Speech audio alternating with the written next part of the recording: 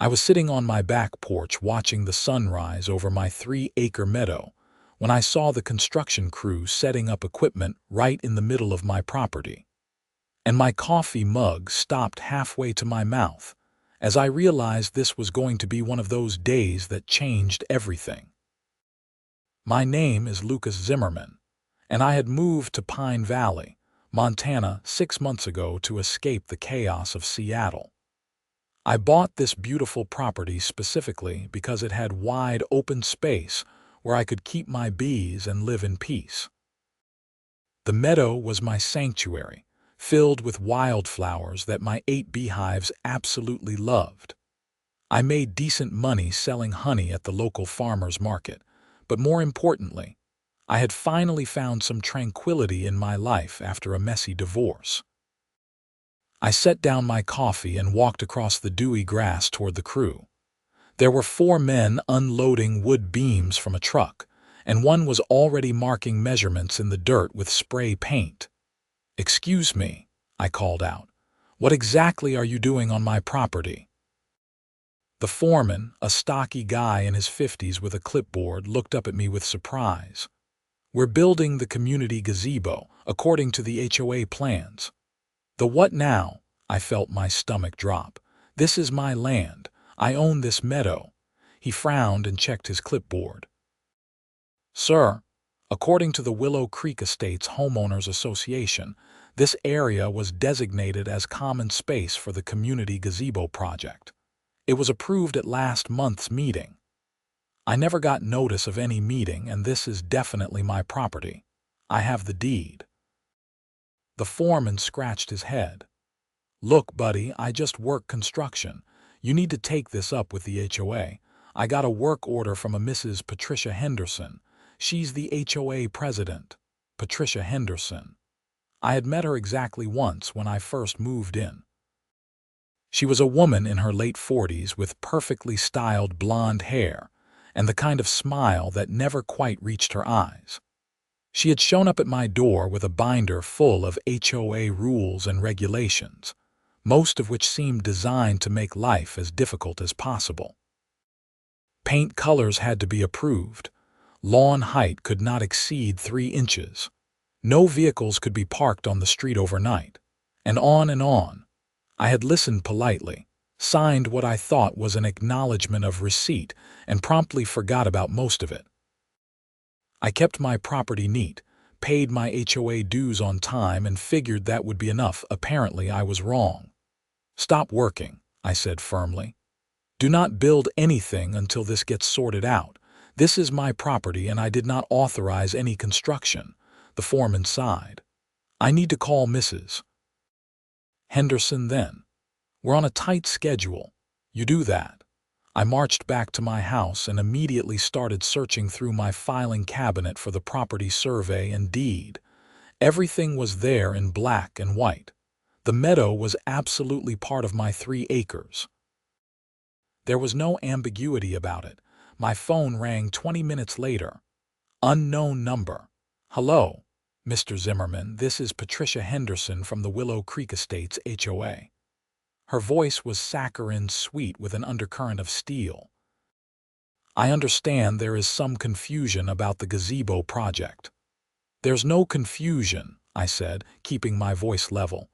"That meadow is my property. You cannot build anything on it." "Actually, Mr. Zimmerman, if you check your HOA agreement, you will see that certain portions of residential properties can be designated for community use at the discretion of the board. We voted on this 3 months ago." I never received notice of that vote. "We sent emails to all residents." I never got one. That sounds like a personal technology problem. Regardless, the vote passed unanimously among board members and construction is moving forward. I felt heat rising in my face. "Mrs. Henderson, I have the property deed right here. The meadow is mine. What you are doing is illegal." Her voice turned cold. "Mr. Zimmerman, I suggest you review your HOA documents more carefully. We have every legal right to proceed. The gazebo will enhance property values for everyone in Willow Creek Estates." I am sorry you are choosing to be difficult about this, but the project will continue. Have a pleasant day." She hung up. I immediately called a real estate attorney in Bozeman named Richard Curtis. His secretary said he could see me the next morning. In the meantime, I went back outside and found the construction crew taking an early break, looking uncomfortable. "We're going to wait for further instruction," the foreman told me. "Mrs. Henderson said she would send over additional documentation." "Smart move," I said. That afternoon, I drove to the HOA office, which was located in a small building near the community entrance. Patricia was there, along with two other board members. One was a thin, nervous-looking man named Gerald, and the other was a heavy-set woman named Susan who seemed to agree with everything Patricia said. "Mr. Zimmerman," Patricia said, looking up from her desk with that frozen smile. "How nice of you to visit. I want to see the documentation that gives you the right to build on my property." She slid a folder across the desk. "Everything is in order. As you can see, the HOA bylaws clearly state that common areas can be expanded by board vote when it serves the community interest." I opened the folder and started reading. The legalese was dense, but I am not stupid. I could see what she was doing. There was a clause about common areas, but it specifically referred to areas already designated as such in the original development plans. It said nothing about seizing private property. "This does not apply to my meadow," I said. "My land was never designated as common area. We disagree with your interpretation." "Then we will let a court decide." Patricia's smile finally faded. "Mr. Zimmerman, I strongly advise against taking legal action. It will be expensive and time-consuming for you, and the HOA has significant resources. We will win, and you will be responsible for our legal fees per Section 12 of the HOA agreement. I will take my chances." I left before I said something I would regret. The next morning, Richard Curtis reviewed all my documents in his office overlooking downtown Bozeman. He was a sharp-dressed man in his 60s who had been practicing real estate law for over 30 years. "This is pretty clear-cut," he said after an hour of reading. "The meadow is your property. The HOA has no right to build on it. Their bylaw clause does not apply to this situation. So what do I do? I will send them a cease and desist letter today. If they ignore it, we file for an injunction. This will not be cheap, Mr. Zimmerman, but you have a strong case. Do it." He drafted the letter while I waited, and it was emailed and mailed certified to Patricia Henderson that afternoon. The letter was very clear: stop all construction immediately or face legal action. I drove home feeling cautiously optimistic. Maybe this would blow over quickly. I was wrong about that too. The next morning I woke up to the sound of machinery. I looked out my window and my blood pressure spiked. The construction crew was back and they were digging post holes. I threw on clothes and ran outside. "What are you doing? Did you not get the cease and desist?" The foreman looked miserable. "Mr. Zimmerman, I am really sorry, but Mrs. Henderson said the letter has no legal standing and we need to proceed. She said if we stop work, she will sue our company for breach of contract. She is putting you in the middle of a lawsuit. I know. I really do not want to be here, but I have a crew to pay." I called Richard immediately. He was furious and filed for an emergency injunction that same day. But courts do not move fast, and the hearing was not scheduled until the following week. In the meantime, construction continued. Every day I watched them build this gazebo right in the middle of my meadow, destroying the wildflowers, disturbing the natural ecosystem that my bees depended on, and generally making my life miserable. The bees were getting agitated too. They could sense the disruption. Bees are highly sensitive to their environment, and all the noise and activity was stressing them out. Then I had an idea.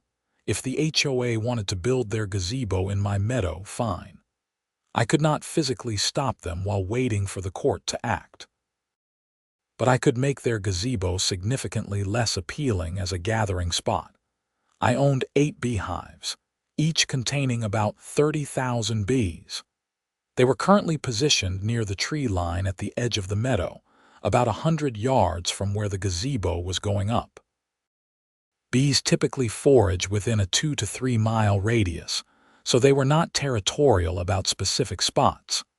They went wherever the flowers were, but beehives could be moved, and there were some beautiful wildflowers growing right next to where the gazebo was being constructed. If I happened to relocate my hives closer to that area, well, I was just optimizing my honey production, was I not? The hearing was scheduled for Wednesday. On Saturday afternoon, after the construction crew had left for the weekend, I put on my beekeeping suit and started the careful process of moving the hives. Moving beehives is not simple. You have to do it at dusk when all the foragers have returned home. You seal the entrance, secure everything properly, and move the entire hive to its new location.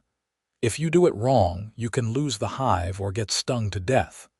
But I had been keeping bees for 5 years. I knew what I was doing.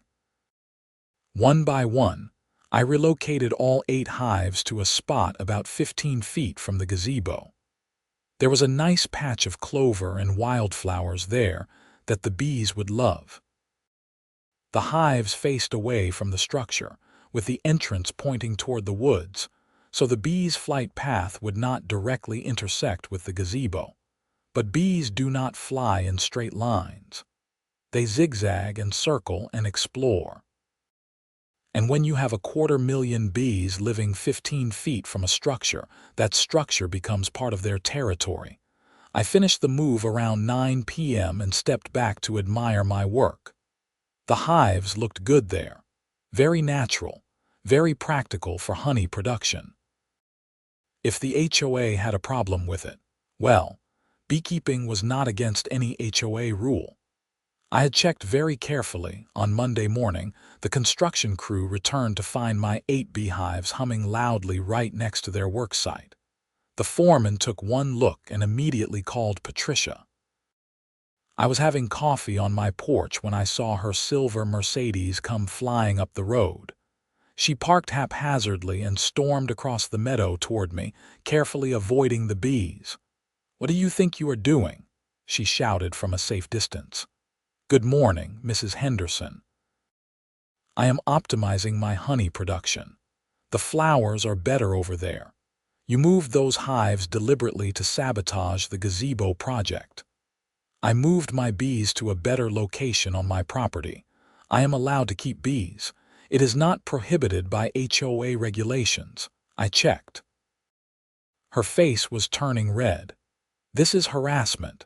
"No, building an unauthorized structure on my property is harassment. I am just keeping bees. We will add a rule against beehives. You cannot retroactively apply new rules to existing situations. That would also be illegal. My bees were here before your gazebo. The construction crew refuses to work with bees everywhere." I sipped my coffee. "Sounds like a you problem." She was shaking with rage. "You will regret this, Mr. Zimmerman. See you in court on Wednesday, Mrs. Henderson."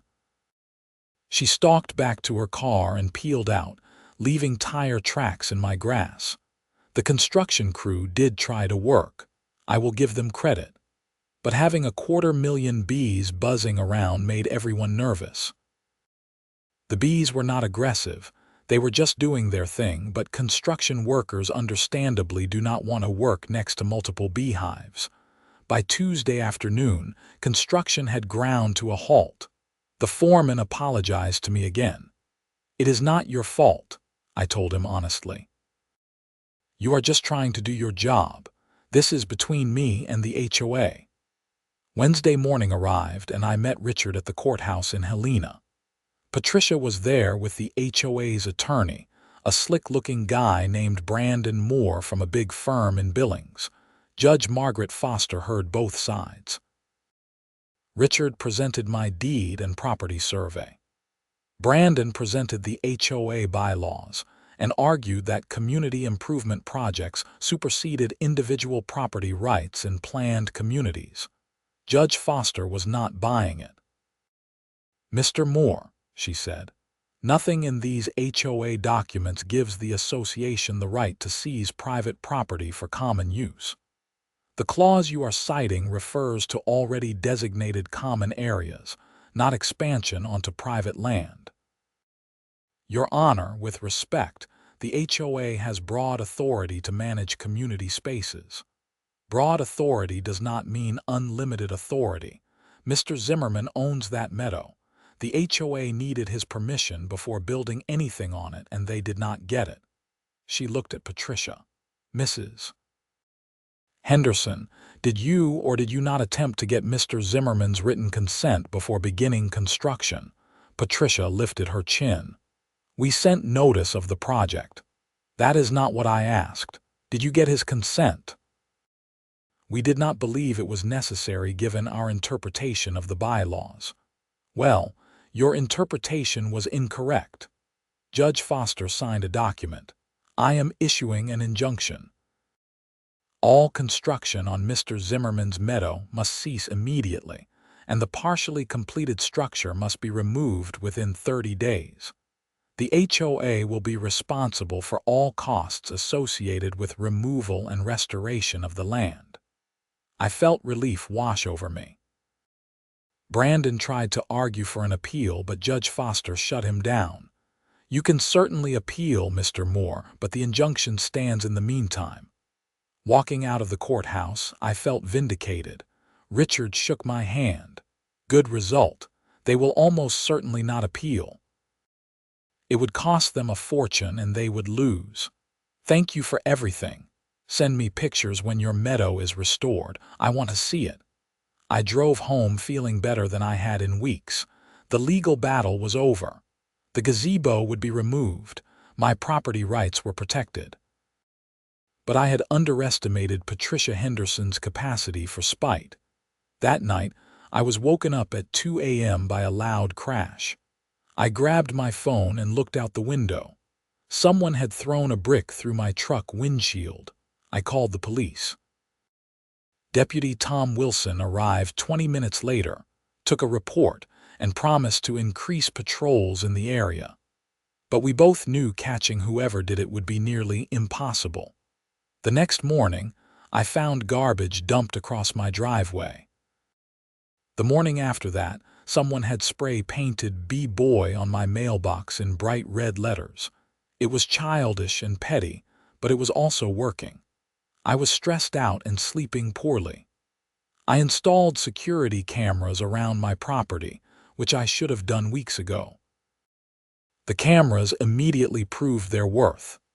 3 nights later, they caught Patricia Henderson's teenage son, Tyler, sneaking onto my property at midnight and trying to tip over one of my beehives.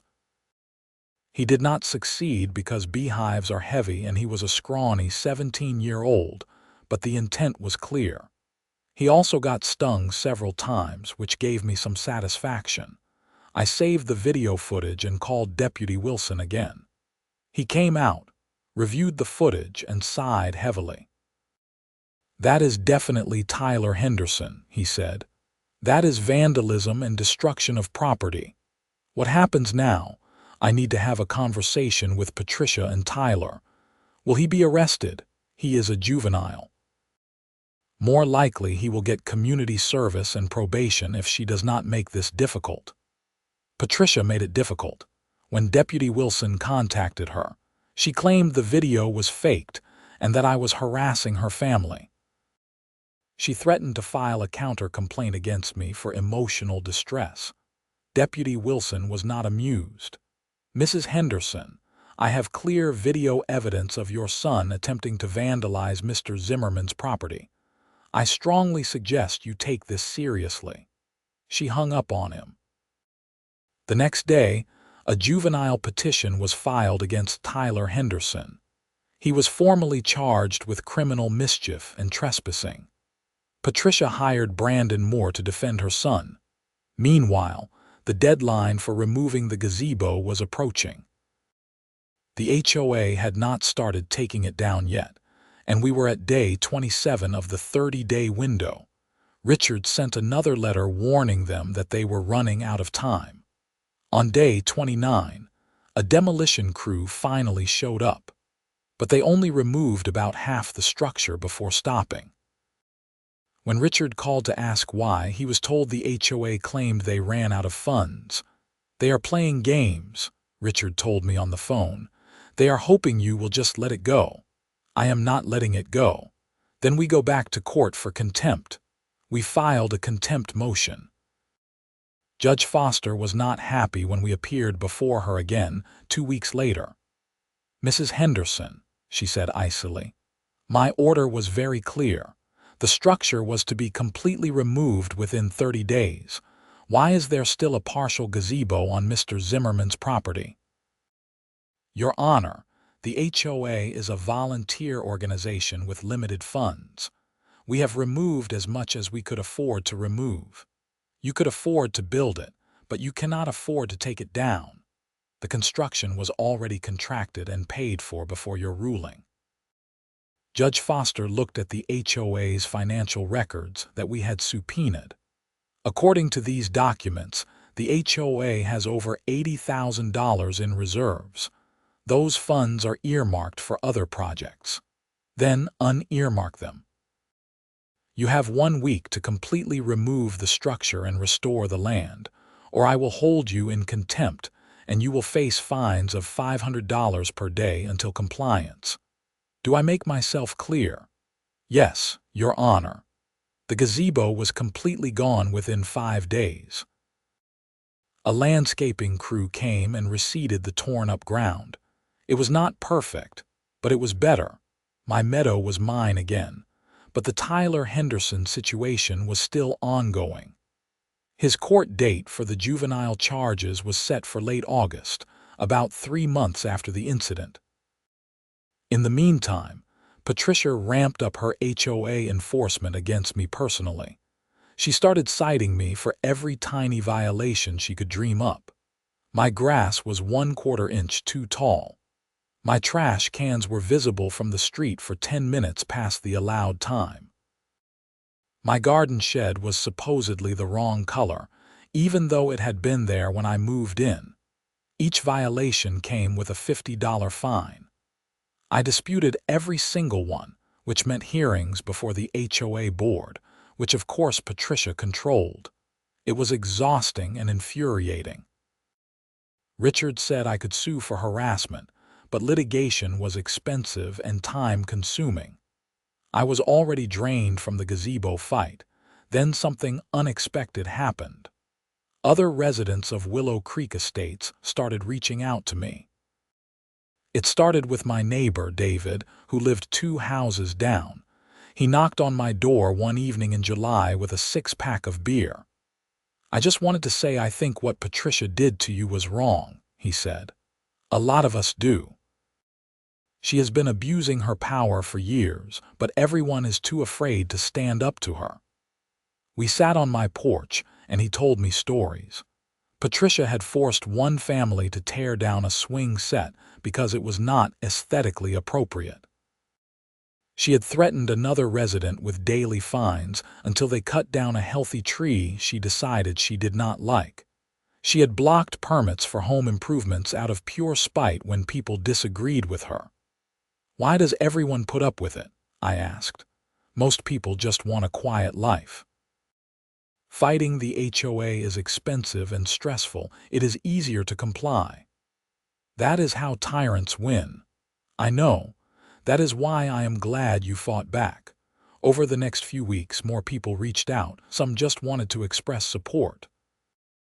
Others had their own horror stories about Patricia's reign as HOA president. A woman named Jennifer told me Patricia had tried to ban her from using her own driveway because Patricia did not like where Jennifer parked.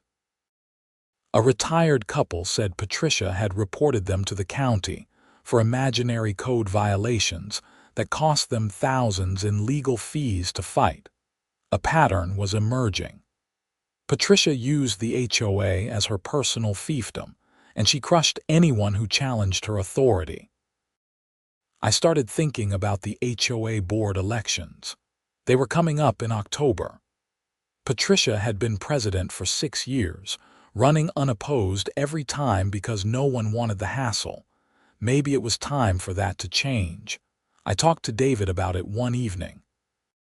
What if someone ran against her? She would destroy them. She is already trying to destroy me. What more can she do? He thought about it. You would need support. You cannot win if everyone is too scared to vote against her. So we organize, quietly. Get people on board before she can retaliate. That is risky. Everything about dealing with Patricia is risky. We started having small gatherings at different people's houses, just casual barbecues and dinner parties where we happened to discuss HOA frustrations. No formal organizing, nothing Patricia could point to as a conspiracy. But word spread. People were tired of being pushed around. The gazebo situation had been a wake-up call for many residents. If Patricia could try to seize someone's private property for a vanity project, what would she try next? By late August, we had commitments from about 40 households to support new board candidates. Willow Creek Estates had 230 homes, so we needed more, but it was a start. Tyler Henderson's court date arrived on August 27th. I took the day off and attended the hearing at the county juvenile court. Tyler showed up with Patricia and Brandon Moore. The kid looked miserable and embarrassed. Patricia looked defiant. The prosecutor presented the video evidence. It was damning. Tyler was clearly visible attempting to damage my beehive and trespassing on my property. Brandon argued that Tyler made a youthful mistake and deserved leniency. He pointed out that Tyler had no prior record and was a good student. The judge was sympathetic, but firm. Tyler, what you did was serious. You attempted to vandalize someone's property and you trespassed. The fact that you are young does not excuse it. Tyler nodded miserably. I know, I am sorry. Are you sorry or are you just sorry you got caught? I am actually sorry. It was stupid. I should not have done it. Why did you do it? Tyler glanced at his mother, then looked down. I thought I was helping my mom. She was really upset about the bees and the gazebo thing. The judge looked at Patricia with clear disapproval. Mrs. Henderson, I hope you understand that your son's actions reflect poorly on your judgment as well. Patricia said nothing. The judge sentenced Tyler to 60 hours of community service, 1 year of probation, and ordered him to write me a formal letter of apology. He also had to pay restitution for any damages. It was fair. I actually felt a little bad for the kid. He was not a bad person. He just had a terrible role model in his mother. After the hearing, Tyler approached me in the hallway while Patricia was talking to Brandon. Mr. Zimmerman, he said quietly, I really am sorry. What I did was wrong. I appreciate that, Tyler. I accept your apology. My mom told me you were a bad person who was trying to hurt the community. But after everything, I looked into it more and you were just defending your property. She was wrong. That surprised me. That is mature of you to realize. I am really embarrassed. I got stung like 15 times for nothing. Despite everything, I almost laughed. Bees will do that. They were just defending their home like I was defending mine. I get that now. Patricia called for him and he left. But that brief exchange made me feel better about the whole situation. At least the kid was learning something from this mess. September arrived, and with it, the official announcement of HOA board elections in October. 3 positions were up for election: president, vice president, and treasurer. Patricia was running for president again. Gerald was running for vice president. Susan was running for treasurer. I filed to run for president. David filed for vice president. Jennifer filed for treasurer. Patricia's response was immediate and vicious. She sent a mass email to all residents claiming I was a disruptive influence who had repeatedly violated HOA rules and harassed board members. She listed all the bogus violations she had cited me for and portrayed herself as a patient victim of my aggression. I responded with my own email laying out exactly what had happened with the gazebo, including copies of the court orders.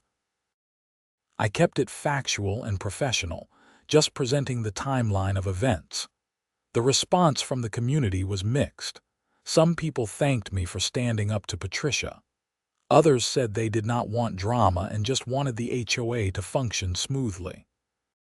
Patricia tried to disqualify me from running by claiming I had unpaid fines. I pointed out that all those fines were under dispute and therefore not valid debts. She then tried to schedule the election for a weekday afternoon when most people would be at work. David caught that and raised hell about it, pointing out that elections had always been held on Saturday mornings. She was forced to back down. The campaign got ugly. Patricia went door to door telling people that I was going to eliminate all HOA rules and turn Willow Creek Estates into a trashy neighborhood. I went door to door explaining my actual platform: transparent governance, fair enforcement of rules, and respecting property rights. One evening in early October, someone slashed 2 of my truck tires. My security cameras caught a figure in dark clothing and a ski mask. The video was too unclear to identify anyone, but the message was obvious. I filed another police report. Deputy Wilson was getting tired of coming out to my property. "Mr. Zimmerman, I am going to be honest with you," he said. "Unless we catch someone in the act, these harassment incidents are hard to prosecute. Whoever is doing this is being careful. I know it is connected to Patricia Henderson." Probably. But knowing and proving are different things. So what do I do? Keep your cameras running. Vary your routine so you are not predictable. And seriously consider whether this HOA election is worth all this trouble. It is worth it. She cannot be allowed to keep bullying people. I admire your principles. I just hope they do not get you hurt. That was sobering. I had not really considered that this could escalate to physical violence. But people did crazy things when they felt threatened. I started parking my truck in the garage and being more aware of my surroundings. I also made sure my security system was top-notch. The week before the election, Patricia made one last desperate move. She called an emergency HOA board meeting and proposed an immediate special assessment of $1,500 per household for community improvements. The timing was transparent. She wanted to turn residents against me by forcing them to pay a huge fee right before the election, then blaming the financial strain on legal costs from my lawsuits. But she miscalculated. People saw through it. The special assessment required a vote of the full membership, not just the board, and it had to have 30 days' notice. She could not ram it through before the election. Moreover, her attempt to manipulate the process just made more people angry at her. Election day was Saturday, October 18th. Voting took place at the community center from 9 a.m. to 3 p.m. I spent the day greeting people as they arrived, staying exactly the required 50 feet from the entrance. Patricia did the same from her side. We did not speak to each other. The turnout was heavy, over 70% of households, which was apparently unheard of for HOA elections. People cared this time. The votes were counted by a neutral party, a retired accountant named Frank who was not running for anything and was generally respected in the community. At 4 p.m., Frank announced the results for president. Lucas Zimmerman, 102 votes. Patricia Henderson, 71 votes for vice president. David Martinez, 98 votes. Gerald Stevens, 68 votes. For treasurer, Jennifer Morgan, 105 votes. Susan Crawford, 63 votes. We had won all 3 positions. It was not even close. Patricia's face went white. She stood up from her chair and walked out without a word. Susan followed her. Gerald actually came over and shook my hand. "Congratulations," he said. "I hope you do a better job than we did." "Thank you, Gerald. I am going to try." That evening, about 50 people gathered at David's house for an impromptu celebration. There was a real sense of hope that things would be better now, that the HOA could function the way it was supposed to, serving the community instead of ruling it. But I was not naive enough to think Patricia would just fade away quietly. The transition of power was supposed to happen at the November board meeting. In the meantime, Patricia was still technically president for a few more weeks. She used that time to make my life as difficult as possible.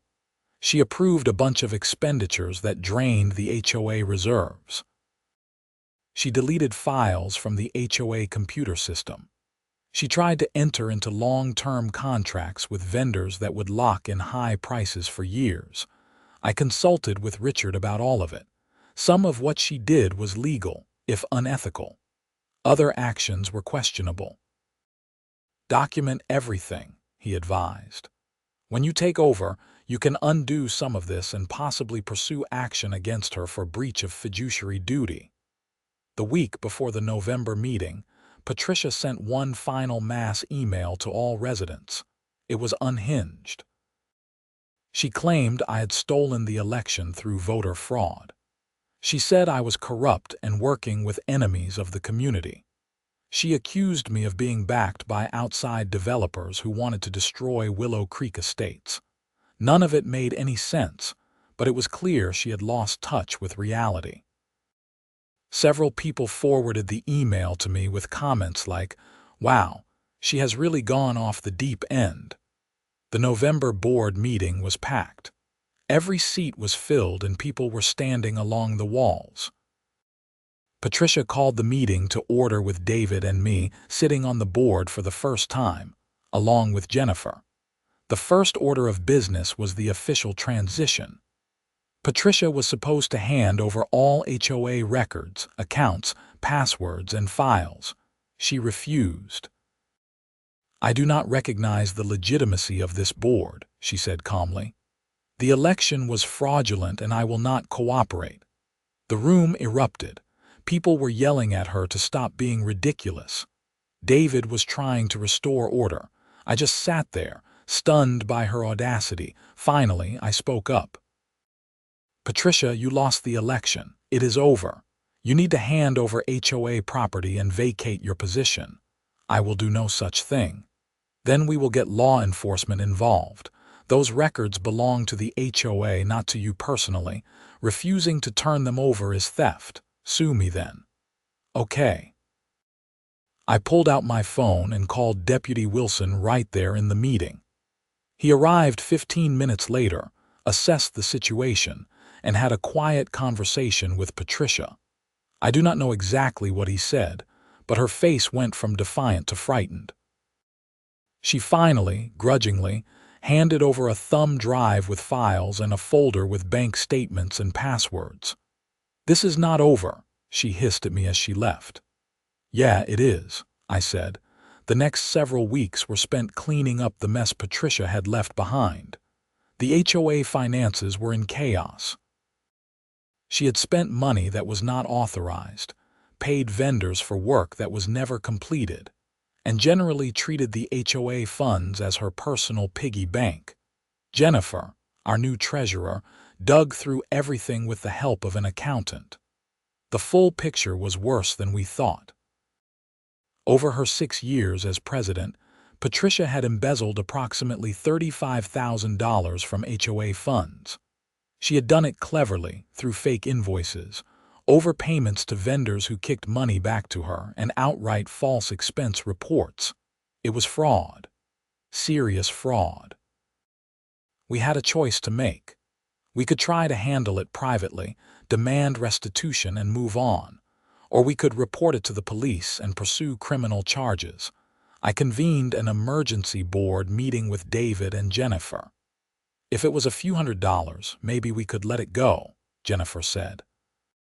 But $35,000, that is money that belonged to all of us. That is serious crime, David agreed. She needs to face consequences. Otherwise, what message does it send? You can steal from people as long as you are HOA president. I thought about everything Patricia had put me through. The illegal gazebo, the harassment, the vandalism she almost certainly orchestrated, the hit on Tyler to attack my bees, the attempts to crush anyone who disagreed with her. We report it, I said, not out of revenge but because it is the right thing to do. We turned over all the evidence to the sheriff's department. They opened an investigation. A detective named Sarah Chen was assigned to the case. She interviewed us, reviewed the financial documents, and started tracking down vendors and receipts. The investigation took about 6 weeks. In January, Patricia Henderson was arrested and charged with embezzlement and theft. The charges were serious felonies carrying potential prison time. The arrest made the local news. It was a big deal in Pine Valley, a small community where everyone knew everyone. Patricia's reputation was destroyed. Her husband filed for divorce within a week of the arrest. Tyler moved in with his father. Patricia hired an expensive criminal defense attorney, but the evidence against her was overwhelming. The criminal case moved slowly through the system, as these things do. Patricia's attorney tried to negotiate a plea deal. The prosecution was not interested in being lenient given the amount stolen and the duration of the scheme. In March, Patricia accepted a plea agreement to avoid trial. She pleaded guilty to felony embezzlement and agreed to pay full restitution of $35,000 plus interest and penalties. She was sentenced to 18 months in prison, with 6 months suspended, so she would serve a year. She was also permanently banned from serving on any HOA board and had to complete 200 hours of community service after her release. I attended the sentencing hearing. Patricia looked smaller somehow, diminished. The entitled, aggressive woman who had tried to seize my property was gone, replaced by someone who just looked tired and defeated. The judge was not sympathetic. Mrs. Henderson, you held a position of trust in your community, and you betrayed that trust repeatedly. You stole from your neighbors. You used your position to bully people, and when you were finally held accountable, you refused to accept responsibility. You brought this on yourself. Patricia said nothing. She was led away in handcuffs. I felt complicated emotions watching her go. I was glad justice was served. I was relieved she would not hurt anyone else, but I also felt sad that it had come to this. She had destroyed her own life through her arrogance and greed. Tyler Henderson came up to me after the hearing. He had grown several inches and looked more mature than when I had last seen him. "Mr. Zimmerman, I wanted to thank you," he said. "For what?" "For holding her accountable. I know she is my mom and I love her, but what she did was wrong. She needed to face consequences. Maybe this will help her actually change." "I hope so, Tyler, I really do. I am sorry for everything she put you through and for what I did too. You already apologized for that. You are a good kid. Do not let her mistakes define you." "I will not. I am living with my dad now and things are better." We shook hands and he left. I hoped he would be okay. Life in Willow Creek Estates slowly returned to normal. With Patricia gone, the HOA became what it was supposed to be, a boring administrative body that maintained common areas and enforced reasonable rules fairly. We eliminated the most ridiculous regulations. We established transparent budgets and regular financial audits. We created a formal complaint process with neutral arbitration. We limited the board's authority so no future president could abuse their position the way Patricia had. It was not exciting work, but it was important. My meadow recovered beautifully. By spring, the wildflowers were back in full bloom and my bees were thriving. I had my best honey harvest ever that year.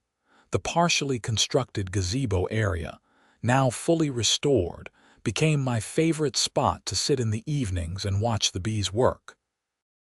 It reminded me that standing up for yourself matters, even when it is hard. I still see Deputy Wilson around town occasionally. He always asks how the bees are doing. I always tell him they are great. David became a good friend. We still serve on the HOA board together, along with Jennifer. It is almost boring now, which is exactly how it should be. Sometimes I think about Patricia in prison. I wonder if she understands what she did wrong, or if she still sees herself as the victim. I wonder if she will come out a better person or just a more resentful one. But mostly I do not think about her at all anymore. She was a chapter in my life that is over. I am just a guy who keeps bees, makes honey, and lives quietly in Montana. My property is mine. My meadow is mine. And no one is going to take that away from me again. On a warm evening in May, about 18 months after this whole mess started, I was sitting in my meadow watching the sunset. The bees were returning to their hives for the night, flying lazy circles in the golden light. The mountains in the distance were purple and orange. Everything was peaceful. My phone buzzed. It was a text from Jennifer. Board meeting reminder tomorrow night. Also, we finally got restitution payment from Patricia, going to repair the community fence. I texted back a thumbs up and put the phone away. This was what I had moved to Montana for: peace, space. The freedom to live my life without someone trying to control every detail. It had taken a fight to get here. It had cost time and money and stress, but it was worth it. I had learned something important through this experience. Bullies rely on people being too tired, too scared, or too busy to fight back. They count on you giving up because resistance is hard, but sometimes you cannot give up. Sometimes you have to stand your ground, even when it is difficult, even when it costs you, because the alternative is living under someone else's thumb forever. Patricia had thought she was untouchable. She had run Willow Creek Estates like her personal kingdom for 6 years, and no one had seriously challenged her. She got careless and arrogant. When I refused to back down over the gazebo, she could have compromised. She could have apologized and moved the project to actual common land. Instead, she escalated, and that was her fatal mistake. The bees taught me something too. They are small and individually vulnerable, but together they are powerful. They protect what is theirs fiercely. They do not back down from threats, even from creatures thousands of times their size. My 8 hives had been the key to this whole story. Moving them next to the gazebo was the turning point. It was creative, legal, and perfectly calibrated to make Patricia's project impossible without actually breaking any rules. I smiled thinking about it. Sometimes the best solutions are the simple ones. A bee landed on my hand, crawled around for a moment, then flew off. I watched it disappear into the hive. Tomorrow, I would go to the board meeting and help manage the mundane details of community governance. We would approve the fence repair, discuss the snow removal contract for next winter, and probably argue about whether to resurface the tennis courts this year or next. It would be boring and routine and exactly what an HOA should be. But tonight, I was just going to sit here in my meadow on my property with my bees and enjoy the sunset. I had won, not just the legal battles and the election, but something bigger. I had proven to myself that I could stand up to bullies and survive. That I did not have to accept being pushed around. That justice, while slow and imperfect, could still prevail. The sky turned from orange to pink to purple. Stars began appearing. The bees settled down for the night. Everything was quiet except for the gentle humming from the hives and the occasional bird call from the woods. This was home. This was mine, and I had defended it successfully. Whatever challenges came next, I knew I could handle them. I had stared down an HOA president who thought she was above the law, survived her attempts to destroy me, and ultimately brought her to justice when her crimes came to light. If I could do that, I could handle anything. I stayed in the meadow until full dark, then walked back to my house, feeling genuinely content for the first time in months. Inside, I poured a glass of whiskey and sat on my couch. I thought about calling someone to share my mood, but I realized I did not need to. Some victories are meant to be savored alone. My phone buzzed again. This time it was an email from the local farmers market organizer. "Lucas, we had 3 customers ask for your honey specifically this week. You are becoming famous. Can you bring extra jars next Saturday?" I smiled and typed back, "Will do." The honey business was growing. Word had spread that I produced high-quality local honey and demand was exceeding supply. I was considering expanding to 10 or 12 hives next year. Of course, that would mean more bees in the meadow. I wondered if the HOA would have any objection to that, then laughed at myself. I was the HOA president now. I could approve my own beekeeping expansion as long as it was reasonable and did not violate any legitimate rules. It was a strange feeling, being in charge of the organization that had tried to destroy me. But it also felt right.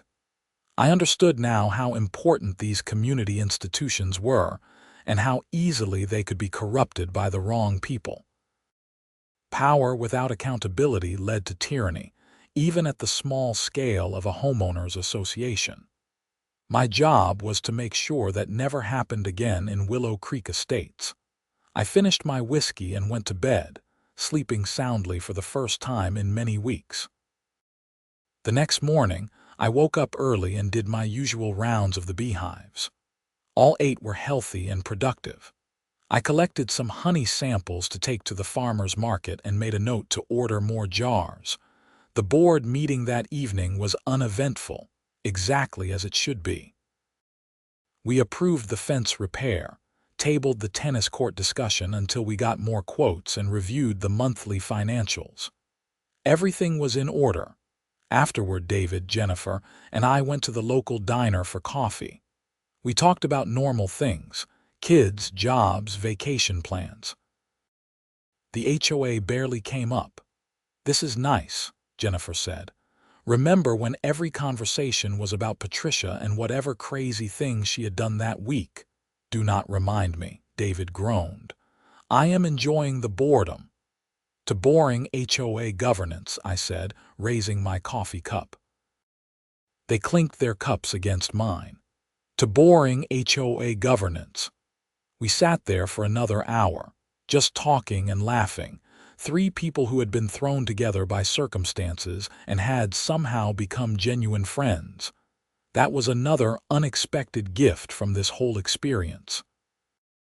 I had made real connections in the community.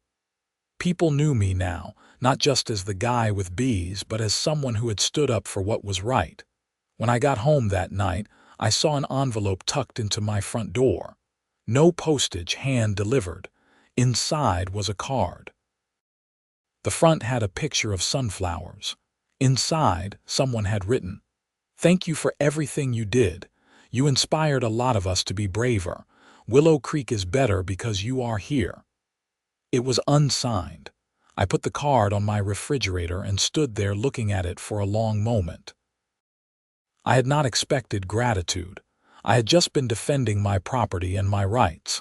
But apparently it had meant more to people than I realized. The next few months passed peacefully. Spring turned to summer. My honey business continued growing. The HOA functioned smoothly under new leadership. Patricia remained in prison, serving her sentence. In August, I got a letter from her attorney.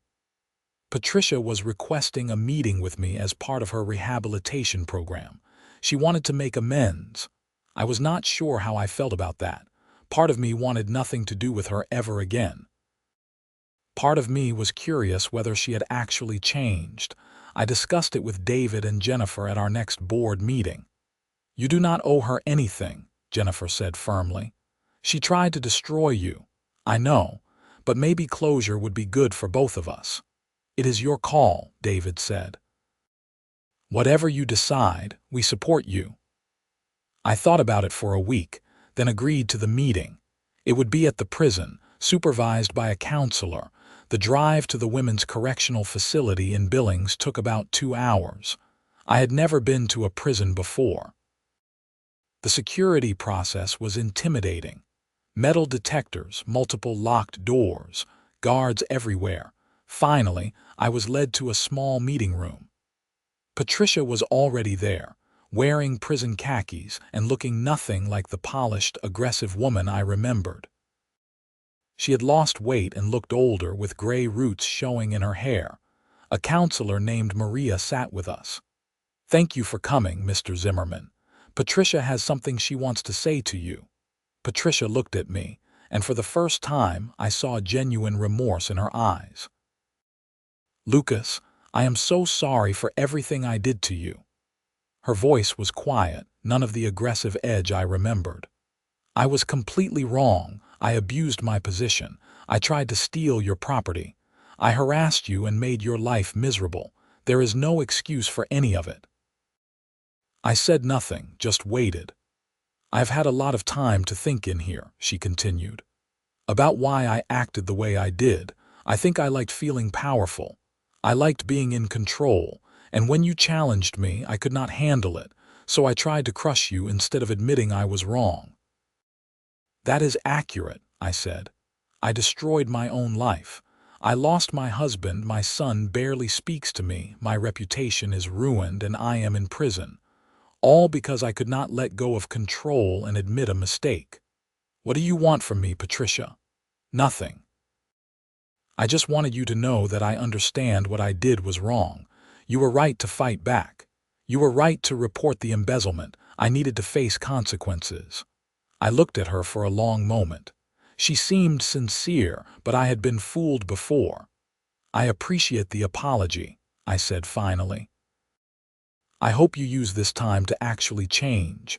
But understand that I will never trust you again, and I will make sure you never have power over anyone else." "I understand. That is fair." We talked for a few more minutes with the counselor, mostly about Patricia's rehabilitation plan and restitution payments. Then the meeting was over. Walking out of the prison, I felt strange. Not exactly closure, but something like it. Patricia was a human being who had made terrible choices, and now she was facing the consequences. Whether she would actually change remained to be seen, but at least she was acknowledging reality. I hoped, for her sake and Tyler's, that she would come out better. But that was not my responsibility anymore. I drove home through the Montana summer afternoon, windows down, music playing. The mountains were beautiful. The sky was impossibly blue. Life was good. When I got back to Willow Creek Estates, I stopped by my meadow. The bees were busy working the late summer flowers. Everything was peaceful and productive. This was what I had fought for. This moment, this place, this freedom, it had been worth every bit of the struggle. I stood there in the meadow, watching my bees, feeling the warm sun on my face, and I knew with absolute certainty that I was exactly where I was supposed to be. The story of the gazebo and the beehives would probably become local legend eventually. People would talk about the HOA president who went to prison and the beekeeper who stood up to her. Some details would get exaggerated, others forgotten, but I would remember the truth. Not just the conflict, but what came after. The community coming together. The reforms we made. The friendships formed. Change was possible. Justice, though slow, was real. Standing up to bullies worked, even when it was hard. Those were the lessons I would carry forward. As the sun started setting, painting the meadow in gold and amber light, I made my way back to the house. Tomorrow I would check the hives, bottle more honey, and prepare for the weekend farmer's market. Normal life, exactly as it should be. I had my property. I had my bees. I had my peace. No one was going to take that away from me again. And if they tried, well, I knew exactly where to move the beehives.